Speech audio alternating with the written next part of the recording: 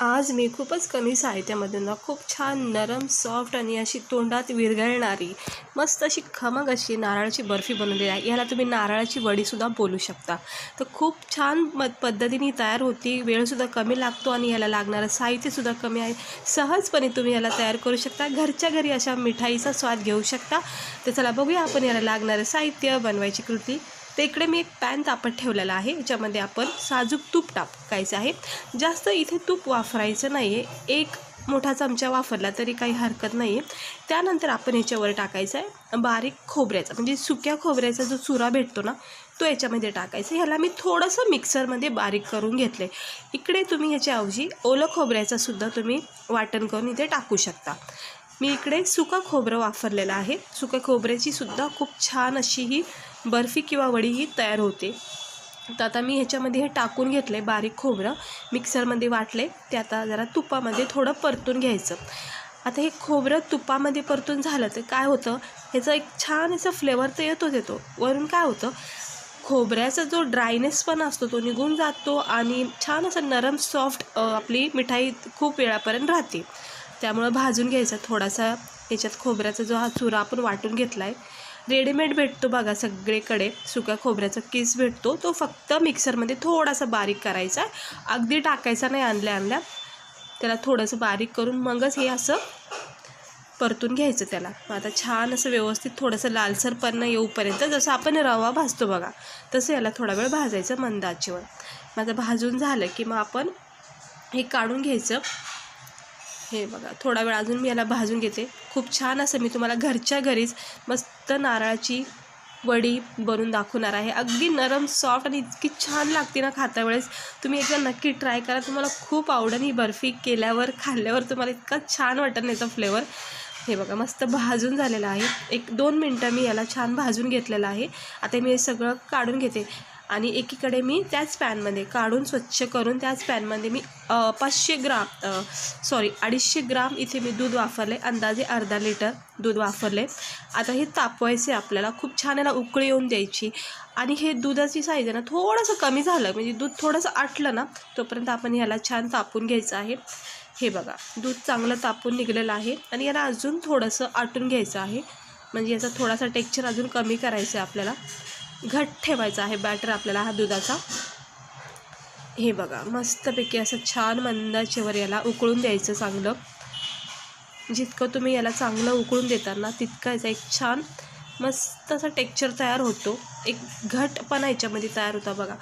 जी आपली दुधाची साईज होती, म्हणजे जितका आपला टेम्परेचर होता याचा, तो पूर्ण कमी झालेला आहे। आणि इकडे बघू शकता दुधामधला घटपणा वाढलेला आहे, म्हणजे आपलं तापवलेलं दूध वेगळं होतं आणि आता हे थोडा वेळ वाफेवर ठेवल्यामुळं हे दूध आटून गेलेलं आहे आणि त्याचं साईजसुद्धा कमी झाली आहे।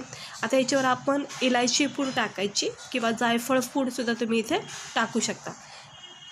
जायफळ पावडर नसलं तर फक्त तुम्ही इलायची पावडर टाकलं तरी चालतं, आणि नाही टाकलं इलायची पावडर तरीही काही हरकत नाही। आता पुन्हा एकदा याला थोडंसं मिक्स करून घ्यायचं आहे आणि थोडा वेळ अजून याला एक उकळी आणून दिली की मग आपण याच्यामध्ये अंदाजे साखर टाकायची, 1-अर्धी वाटीच्या अंदाजाने टाकायची। तुम्हाला इकडे जर गोड आवडत असेल खायला तर तुम्ही इथे साखरेचं प्रमाण वाढवू शकता। आता मला आवडतं गोड म्हणून मी साखर टाकली। याच्यामध्ये मिल्क पावडर टाकायचं आपल्याला अर्ध्या वाटीच्या अंदाजाने, कुठल्याही ब्रँडचं तुम्ही इथे मिल्क पावडर वापरू शकता। म्हणजे दूध अर्धं उकळून झालं, त्याच्यामध्ये इलायची पावडर, अर्धी वाटी साखर आणि अर्धी वाटी मिल्क पावडर टाकून घ्यायचं। मिल्क पावडर टाकल्यामुळं मिठाईला आपल्याला अगदी हलवाई स्टाईलसारखा असा फ्लेवर येतो, म्हणजे खवा टाकल्यामुळे याच्यामध्ये फ्लेवर येतो मिल्क पावडर टाकल्यामुळं। त्यामुळे याच्यामध्ये मिल्क पावडर नक्की टाका, अर्धी वाटी जरी असली तरी काही हरकत नाही, पण मिल्क पावडरने खूप मस्त अशी खव्यासारखी बर्फी लागेल आपल्याला। हे बघा आता ह्याचा बघा रंग मिल्क पावडर टाकल्यामुळं किती छान झालेला आहे। आणि हे बघा दूध हे पूर्णपणे हे असं आटून घ्यायचं आहे आपलं। हे जे आपण हे दूध तापत ठेवलं होतं त्यावेळेस किती वाटत होतं, आणि आता इतकं आपण आटून घेतलेलं आहे।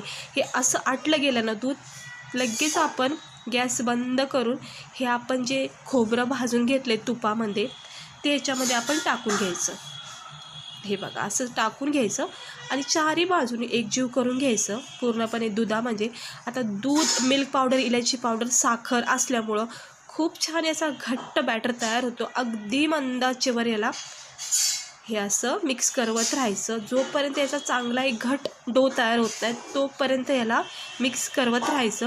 1-2 मिनटं झाले की हे स्वतःहून याचा एक डो तयार होतो, घटपणा याच्यामध्ये तयार होतो. फक्त याला थोडा वेळ द्यावा लागतो घट होईपर्यंत. तर तुम्हाला छान अशी नरम सॉफ्ट बर्फी हवी आहे ना, अगदीच नरम सॉफ्ट, तर खोबरं वाफरायच्या आधी मिक्सरमध्ये नक्की बारीक करा. म्हणजे जर तुमच्याकडे सुकं खोबरं रेडीमेड आणत असेल ना तर ते छानपैकी बारीक करा. हे बघा हळूहळू याचा टेक्स्चर बदलत चालला आहे, याच्यामध्ये घटपणा तयार होत चाललेला आहे आणि मस्त असा हा मंदाचेवर हा बर्फीचा आपला डो जो आहे तो तयार होतो आहे. तुम्हाला हवं तर ड्रायफ्रूटसुद्धा तुम्ही इथे टाकू शकता, पण शक्यतो ड्रायफ्रूट्स ना वरूनच लावलेले चांगले असतात, म्हणजे गार्निशर आपण करतो ना त्यावेळेस. हे बघा मस्त याला थोडा वेळ द्यायचा, याच्यामध्ये थिकनेसपणा तयार होतो, याच्यामध्ये घटपणा तयार होतो आणि चांगला असा वड्या पाडायसारखा असा याचा बॅटर तयार होतो. हे बघा थोडा वेळ मी तुम्हाला थांबून दाखवत आहे. आणि इकडे बघू शकता तुम्ही आपला हा जो बॅटर होता आपला खोबऱ्याचा दुधामध्ये जे आपण टाकून घेतले ते किती छान असं एकजीव झालेलं आहे, सोकून घेतलं आहे पूर्णपणे. आणि याचं असंच थोडा वेळ मिक्स करत राहायचं, परफेक्ट असा हा डो तयार होतो. फक्त इकडे आपल्याला थोडा वेळाची गरज आहे. हे बघा थोडा वेळ झालं की मस्तपैकी याचा एक याचा परफेक्ट असा हा डो तयार होतो. खमंग टेस्टी असा छान असा तुपातल्या ह्या नारळाच्या वड्या तुम्ही एकदा नक्की ट्राय करा. बाहेरून तुम्ही ना नारळाची वडी जर आणत असाल ना तर नक्की ते आणणं तुम्ही विसरून जाता, इतक्या भारी खमंग ह्या वड्या लागतात. मी ही दुसऱ्यांदा बनवते, मी अगोदर अशी बनवलेली आहे. तर पहिल्या वेळेस ज्या मी बनवत होते ना इतक्या भारी सगळ्यांनी आवडीने खाल्ल्या, म्हणून मी ज्यावेळेस पण मला खाऊ वाटतं तर मी नक्की बनवते हे. तर तुम्ही पण ट्राय करा. आता आपण हे थंड करून घेऊया. बॅटर परफेक्ट झालेलं आहे आपलं. एका प्लेटमध्ये मी हे टाकून घेतलं आहे, थोडंसं थंड केलं आहे आणि याला चौकोन आकार दिला. गरम असल्यामुळं मला काहीतरी शेप देता नाही आला.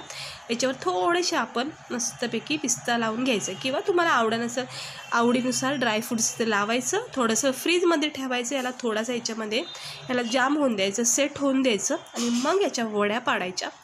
हे बघा आता वड्याची साईजसुद्धा तुम्ही आवडीनुसार लहान मोठी करू शकता.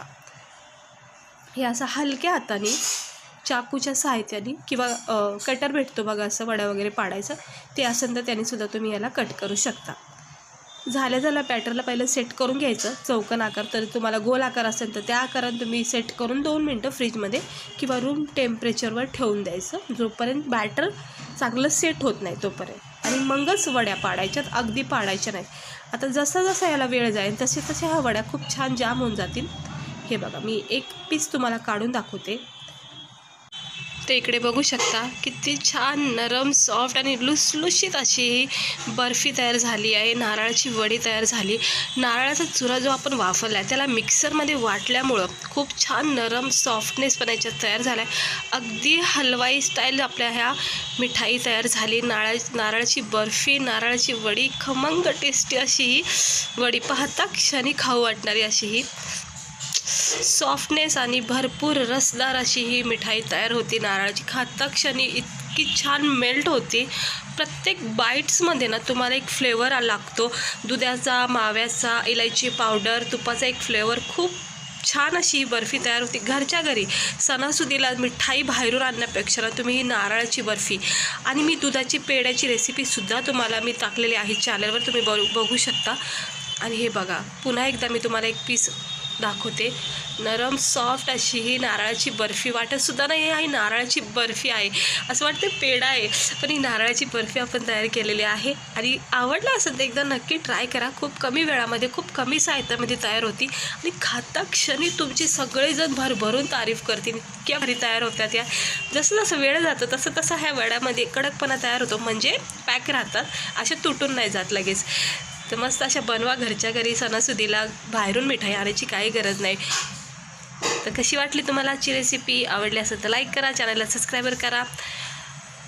चला भेटते मी तुम्हाला पुढच्या व्हिडिओमध्ये काय नवीन रेसिपीसह. स्वस्त राहा, मस्त राहा, काळजी घ्या.